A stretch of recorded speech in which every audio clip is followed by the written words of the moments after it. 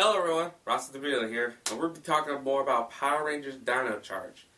A series made by not made technically, he more of slices and splices his own editing. The real footage that all these Power Ranger series come from is basically a tokusatsu series called Super Sentai.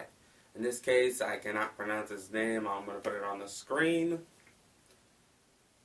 But yeah, that's all he does is just add his actors and dub in the fight scenes. That's basically the only difference. And compared to the difference, there's after watching the Japanese version and watching the American version, there's only one thing I actually want to see that they could have done in the Power Rangers version: the dance. When they morph. I'm sorry, it's just kind of cool when you see the dancing. Okay, I'm no longer going to be talking about the Japanese version. I'm here to talk about my top 10 episodes that I like. Just to state, they're in my opinion, so you all have your own. And I wish I would show you stock footage from the Power Rangers series, but Power Rangers is shown on Nickelodeon. Nickelodeon's owned by Viacom, and I'm afraid that one footage from from Power Rangers, this video will be shut down. So I am sorry. It's just going to mostly just show me talking. Till then, I'm going to say, here's Rasa's top 10 episodes. Number 10, True Black. Yeah, I know. I stand throughout my many vlogs that I hate Chase.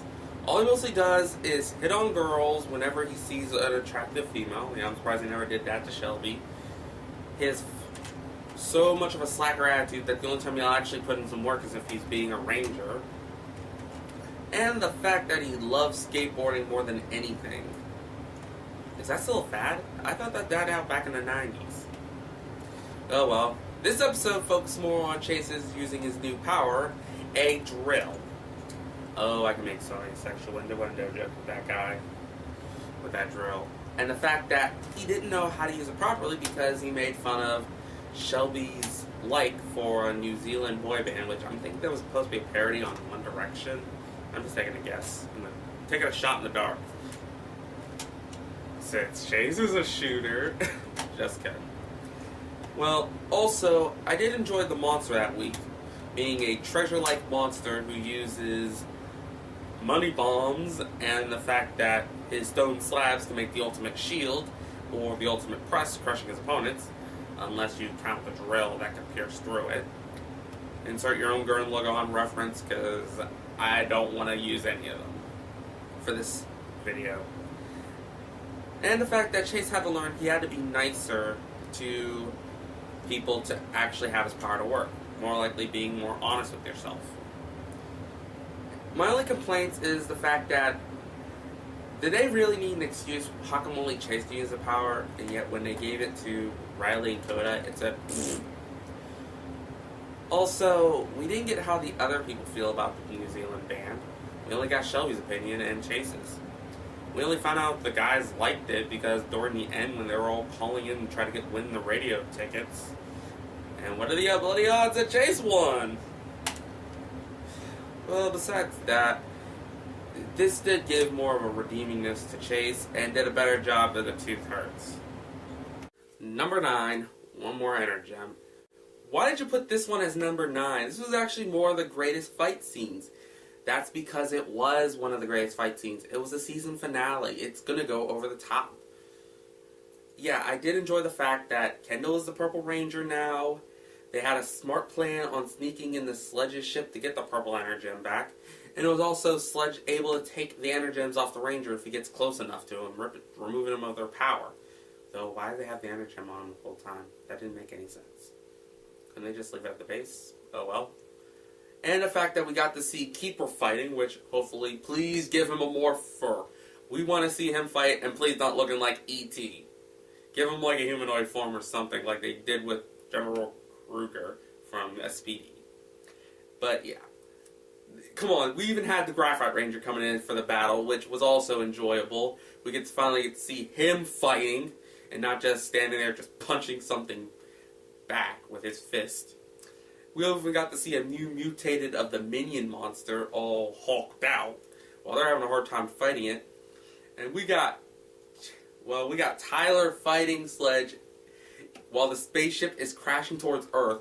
And then the first thing he does in his mind to try to get out of this safely is free fall from space. Which you gotta admit, that is cool as hell. Especially when we've seen it from that YouTube video.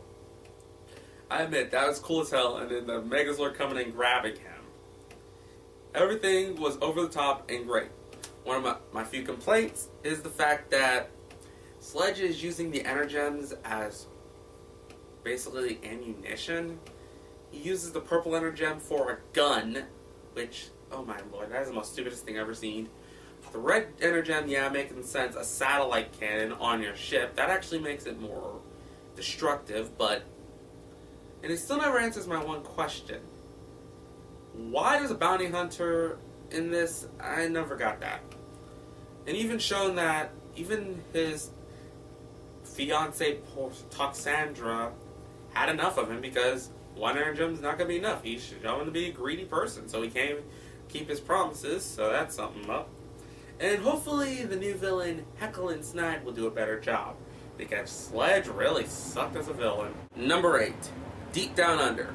A Shelby episode which I actually enjoyed due to the fact that she literally told a guy off. Continuation of the purple Energem. They were finally trying to find the Zord, which I don't understand why.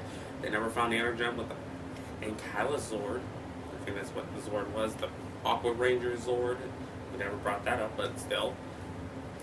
They need to find the Zord, and they ask the help from a scientist who is a complete ass. But the real question is, why do they need him, really? Because throughout the whole time, he really did not help out truly. Shelby and Tyler found the Plessy Zord, and because of the fact that she took a photo of it, and the scientist looked into her phone when she was busy trying to get a pen and paper for an autograph, he's thinking, I found a dinosaur! I can be famous and show it to everyone! Which I didn't even understand why Fury brought the guy into this. I can understand Fury's motivations, but I really didn't understand. I think they only needed to bring that scientist back because of that scene I liked when Shelby told him off. Literally. It is kind of funny seeing her being the... And it's been a while since we discovered how much of a dinosaur nut she is, because they brought it up in the first 2 episodes, and then they literally like... Yeah, they literally just went over our heads about it, forgetting that she even liked dinosaurs, or why she even worked there. And also... one of my complaints about this episode was, okay, so they know, everyone in the world knows about what Power Rangers are, and yet, why do they have to keep it a secret identity if they know? They could be freaking heroes. Or they don't want the insurance coverage for all the buildings destroyed. That could make sense. And also, Power Rangers need to really fix with their continuity problems, because I'm still questioning all that. With everyone knowing what a Zord is. And also seeing the Plessia Zord in combat. That was kind of cool seeing it. One hit that meteor monster. All I can say is I did enjoy this one, but it's so high up because a lot of stuff we questioned about. Number 7. Double Ranger, Double Trouble. This was actually one of Sledge's smart ideas. By bringing in a monster that has the ability of making doppelgangers, he doesn't even need like a photo or something to make a copy of that. That was kind of cool. And the idea of tricking Tyler for them to get the locator for the gold Terra Sword. That was also smart. Until the phone call came in for Tyler screwing him up. The monster idea was cool of a copier. The plan would have worked, and they almost got away with it if Tyler didn't shoot the machine. And they still managed to fail when Fury got himself the gold battery, which will let them locate the Pterosaur. What else? My only complaint for that one is the massive bullshit of how they were able to tell the difference between the fake and the real. That Chase managed to put a flower in everyone's belt, of all of his friends' belt, and he could shoot the fakes. Yeah, I'm calling bullshit on that one. I don't know how well the visors do, but you may have a limited vision. Try doing that with everyone moving around. Try to shoot 4 targets that are actually the fakes with your limited amount of sight, and you tell me if you're a good shooter or not. And if you are, I give you my respects, but I call bullshit on that one. I could have just said, everyone, fight your copy. That would have made it more simpler. But, yeah. And also, we were given more information about what was that thing inside Fury, that golden thing that's going, being a blob. Tyler kept thinking, Dad? Yeah, that's your father. At least we saw that answer in the later episodes, but yeah, that was Fury's smart plan, Tyler's stupidity, but I give him credit for destroying the machine, and Chase's bullshitting with a gun. Number 6, Breakout. The final episode of the Gold Arc, and finally I was getting sick and tired of hearing the origin story of Sir Ivan. I don't know how many times they told it, but I'm starting to mouth the words of how the events happened, for how annoying it was. Also, this episode dealing with some consequences from the previous episode. I don't remember the title at this moment, sorry. And that the prince comes in, the real prince, comes in and claims all of his items back for that trick they did. So I do enjoy that they suffer the consequences of what they did, but why didn't they make a fake during that time? Unless it appeared in, like, the next day, which I would give that the better excuse. And Fury decides to attack the prince who's holding the gold Energem, which I give credit for. And it kind of showed that the prince did make fun of Coda, and yet Coda's the one who saved the prince, so at least we proved that Coda is not petty in some way. And the prince is, at least I give him a better arc of what he's going through in the later list. And we finally get to see Sir Ivan, the Gold Ranger, in combat. And I admit, I enjoyed doing all of his moves. I even enjoyed his unique morpher being a pterosaur on his arm. Though I'm afraid that if someone shoots him right in the arm and destroys the morpher, would he revert back? But then again, you could say the same thing when someone disarms your gun. Will that disarm you as a morpher? Like I said, I enjoyed that they did focus on the consequences of what they did as their idea. I enjoyed the fact that we finally get to see Sir Ivan in combat, and his combat styles was cool. I even shown that Coda is still a nice person, even if you insult the guy. And the prince will get his story later on. Number 5, A Fool's Hour. This is actually Sledge's smartest idea. By tricking the Rangers to go back in their base, he brought in a monster to literally see where the base is and basically tell Sledge where they're at so he can attack that base. But he knows that it's at the museum after a while. He sent Fury there where the Rangers were at, and I'm pretty sure he even sent a monster there during the Ghostess with the Mostess. And the fact that couldn't he just destroy the museum? He doesn't seem like the kind of guy who wants to go in, just grab the items and leave. He seems more like the guy who will, boom! Yeah. If it wasn't for Tyler wanting to get his revenge on Fury, he wouldn't have found out that it was all a trap. That and the fact he couldn't communicate with the guys because of his phone being broken. No offense, his phone's his morpher. It's on his belt. You more likely would get it broken if one smacks you in the crotch. What else was there? The monster I did have a little complaint of. It was kind of forgettable. All I remember, basically, that it can morph into a hand and start moving around faster. That was it. But a good interesting for episode 3 at the time, showing that Sledge is not an idiot, but a smart guy. Number 4, Ghostess with the Mostess.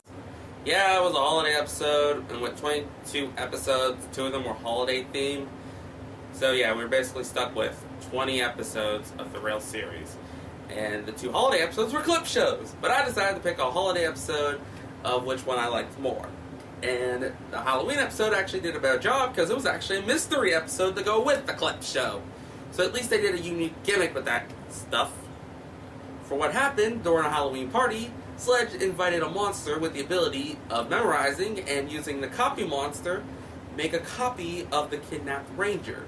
So it's not bad enough that one of the rangers are fake, and that the fact that they have the memory of the one they kidnapped. So you can't even take a guess who could be the real one or the fake, even if you try using a memory thing.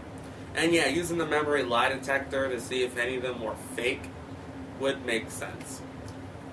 but they didn't really need to show the clips, but it's a clip show. You couldn't do much. And throughout the whole time when we see the kidnapped ranger trying to escape, we're still not taking a guess of who it is, though by the sound you could take a guess it was male, so Shelby was out. And when you find out who the hell was the kidnapped ranger, it actually makes sense if you watched it again carefully, because of the fact that it was, I'm not going to reveal it to you, but how they speak will make you know that they're a fake. And also the fact that Shelby would almost been accused of it because of her little crush she has on Tyler. Oh, how could she like Tyler? He's so bland like tofu. Maybe she's a vegetarian. Zing! Number 3, Wish for a Ranger. Yeah, I put this one a little bit higher because I kind of enjoy a little bit of the sick joke. For those who don't know about the monkey's paw is a type of thing, consequencing of making a wish.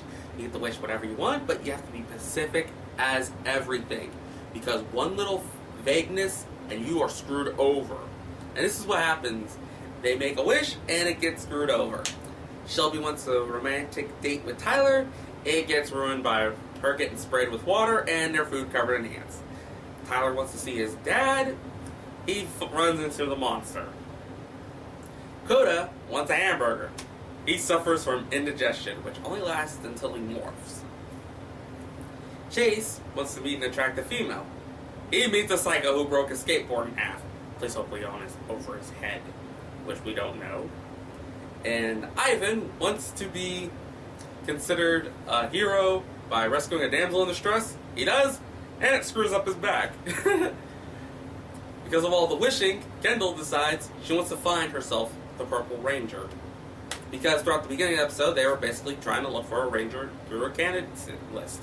Basically doing a scenario of her being rescued and wondering will the Energem respond to them. Yeah, you're thinking based on this day of age that anyone's going to take it without knowing the consequences or seeing it would actually work. Most people will expect something out of it. And we also get to meet the villain, Heckle, who, when I first saw him, I'm thinking, did Sledge kidnap the Time Lord? But then when he showed his powers, we're like, I'm a little afraid of this Time Lord. Because he had a little bit of the quirkiness that you would see in Doctor Who. I'm just saying, he has a little bit of quirkiness. You kind of like him, questioning, is he really a villain? And then we're questioning also, does he have a split personality? Like, because of his name is a little bit of a symbolish for Jekyll. So that means Hyde, or in this case Snipe. Thank you, the wiki, for spoiling it for me. It's going to be like funny and psychotic. I did also enjoy the monster, a wish monster who, whatever he writes down on the paper, it affects, like screwing with your opponents in so many funny ways. But they only won because he ran out of paper. This is why he should be like carrying papers wherever he has. Anything that has a hole in it, or any loose clothing, have paper on you. That way you'd be like, oh crap, I'm out of regular paper. I win, bitches! I'm just saying, he could have been a smart idea carrying a lot of paper, or stealing some paper. Well, and this is also, because of she made the wish for a ranger, the Energem got taken by Fury, and now it begins the final episode with more Energem. Like I said, I enjoyed the little bit of the consequences, and also, question, how come Riley never got any consequences about doing it? Because he believed it was hokey and he didn't want to do any of it. So he was the only one safe from the injuries. 2, Rise of the Ranger! Feeling a little bit like a Tomb Raider parody right now. But yeah, this is our Prince's story. I'm sorry if I don't remember his name at this moment. I'm just going to call him Prince because he is a prince. This is actually more of what happened after the event of breaking free, where he gave the Energem to Ivan because it would belong to him. The prince wants to be a ranger also because of the fact that Coda saved him, and he wants to do all the goodness. So he basically hired a group of construction workers to find an Energem, and he found a graphite one. Lucky him. And he's trying to get it to work with him. He also even took in a part of training to be a ranger, which, it's really not that hard to train to be a ranger. Just do some fake fighting scenes, act like thinking you're actually doing kung fu. Sorry for all the stereotypicalness. But basically that's all their fighting scenes are when they're not in their morphing gear. And basically, he even asked Coda for advice, but not telling him that he had the Energem for that moment. He had to try to be a good guy, so he decided to do a lot of good deeds. Donating money to people, helping them out when they needed it, even helping out a lot of people at hospitals and playgrounds, which I give him credit.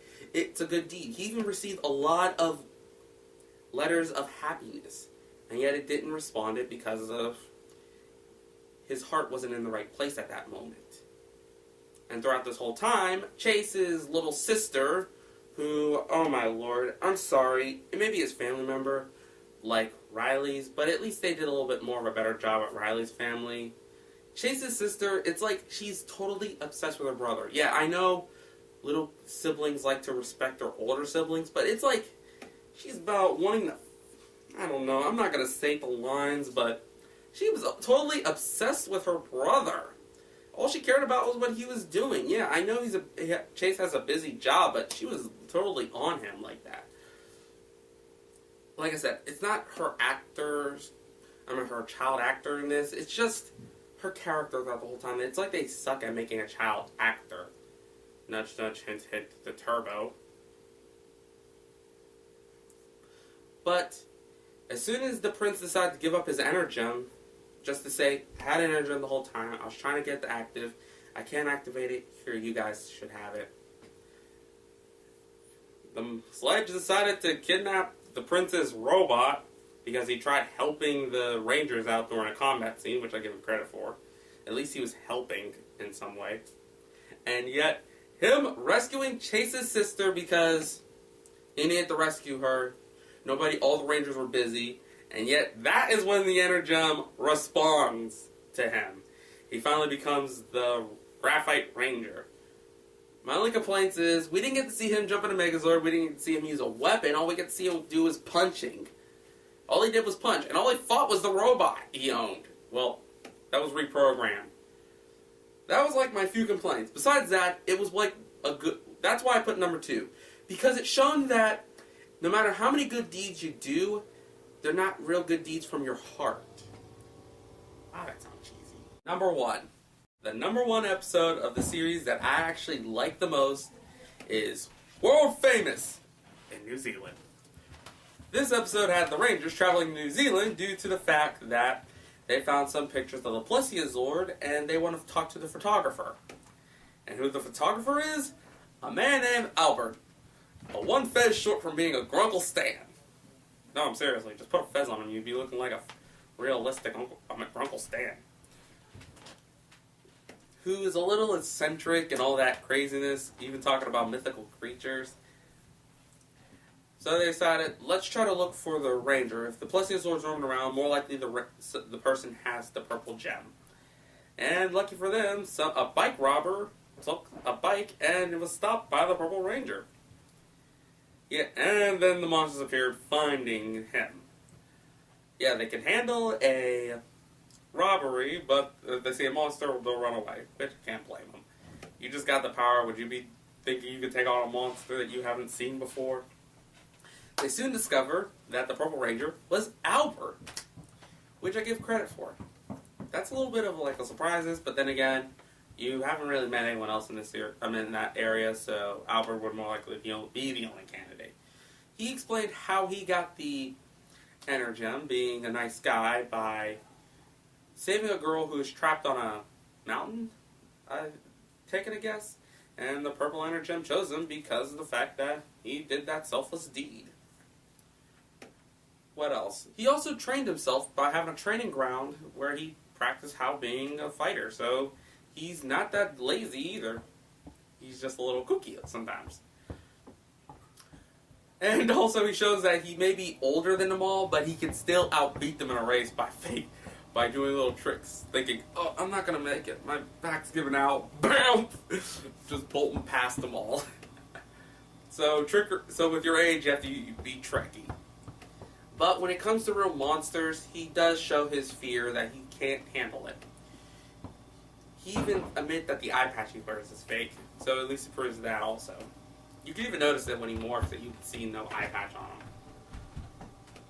But even when he was dealing with monsters, he did shown that even with his age, he's still a trickster by trapping two of the monsters, the meteor and the stinging monster. I don't remember its name at this moment. Trapping them in upside down traps, which was kind of funny seeing it. Not gonna lie, that was... So yeah, Albert may have been kooky, but he would have been fun to hang out. Fun to deal with as a ranger. But then, this is the reason why I put it as number 1. The choice. He decided not to be a ranger. He's still going to be a good person. He's going to help out people when trouble's coming on. But he can't handle being a ranger. And he gave up the power. That is like considered the greatest moment for me. Because, yeah, becoming a ranger, that would be cool. From a Power Rangers fan, we will enjoy being a ranger. But the problem is, can we handle the responsibility of being a ranger?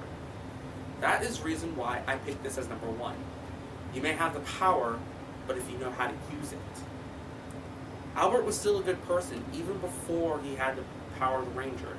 This just gave him more of a disguise or a reason to be it. And him giving it up to Keeper, knowing all that, I actually enjoy it. Well, anyway, this is actually my top 10 episodes of Power Rangers Down Charge. If you guys want me to do more of the vlogs talking about Power Rangers, Dino, Supercharged, really Sublime, think of better names. This is the 3rd time you're using the word super. And this is actually the 3rd time you split a series in half. Well, anyway, if you guys want me to do more vlogs dealing with Power Rangers, Dino, Supercharged, put them in the comments below. I'm going to be looking at it. And by January 30th, I'll give my opinion if I'm going to still talk about this series. So then, Rasa is signing